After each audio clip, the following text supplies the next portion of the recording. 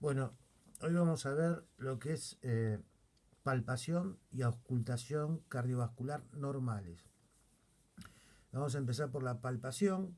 Lo que vamos a palpar normalmente es el choque de punta. El paciente va a estar en decúbito dorsal. Eh, el médico se va a colocar nosotros a la derecha del paciente y lo vamos a palpar con nuestra mano derecha en el segundo y tercer yema el segundo y tercer dedo con las yemas. Este choque de punta se va a encontrar en el quinto espacio intercostal izquierdo, línea media clavicular, y tiene una superficie de 2 a 3 centímetros. Si ponemos al paciente de cúbito lateral izquierdo, va a ser más fácilmente de palpar, pero va a estar desplazado 2 centímetros de la línea media clavicular. El choque este puede llegar a no palparse en pacientes con enfisema, con obesidad, con derrame pericárdico o en pacientes seniles con una caja torácica muy rígida. En cuanto a la auscultación normal cardiovascular, vamos a auscultar en la región precordial dos cosas: dos ruidos, primero y segundo ruido, y dos silencios, pequeño y gran silencio. Vamos a empezar con los silencios. El pequeño silencio es la sístole, que comienza con el cierre de las válvulas auriculoventriculares. Va a haber un aumento de la presión intraventricular, que es la fase isométrica sistólica, hasta la apertura de las sigmoides y se produce la expulsión eh, del volumen ventricular. La diástole va a comenzar con el cierre de las sigmoideas. Los ventrículos van a estar vacíos, que es la fase isométrica diastólica. Después va a ocurrir la abertura de las válvulas auriculoventriculares con un llenado ventricular rápido y un llenado ventricular lento, donde al principio se produce la contracción auricular.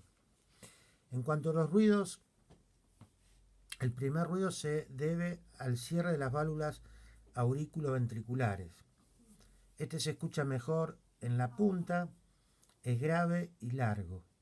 El segundo ruido se debe al cierre de las sigmoideas y se oculta mejor en la base, en los focos aórtico, aórtico-accesorio y pulmonar. Es agudo y breve. Puede haber un tercer ruido fisiológico que se ve al final del llenado ventricular rápido.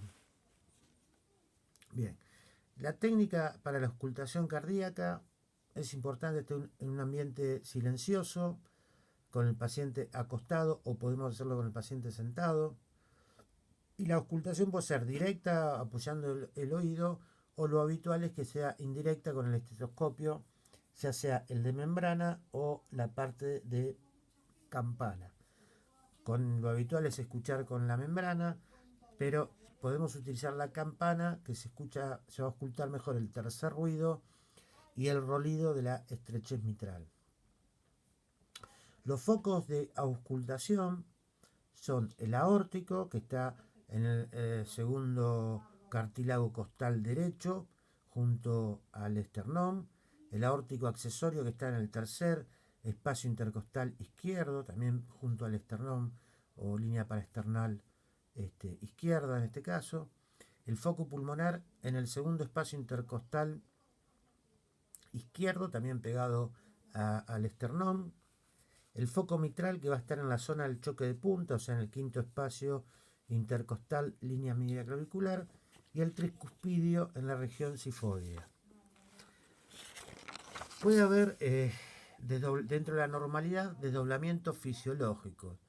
Habitualmente, en el primer ruido, primero se produce el cierre de la mitral y segundo de la tricuspidia.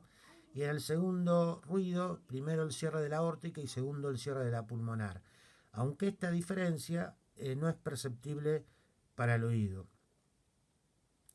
El desdoblamiento del primer ruido a veces se puede escuchar en el área tricuspidia, en gente muy joven o en niños.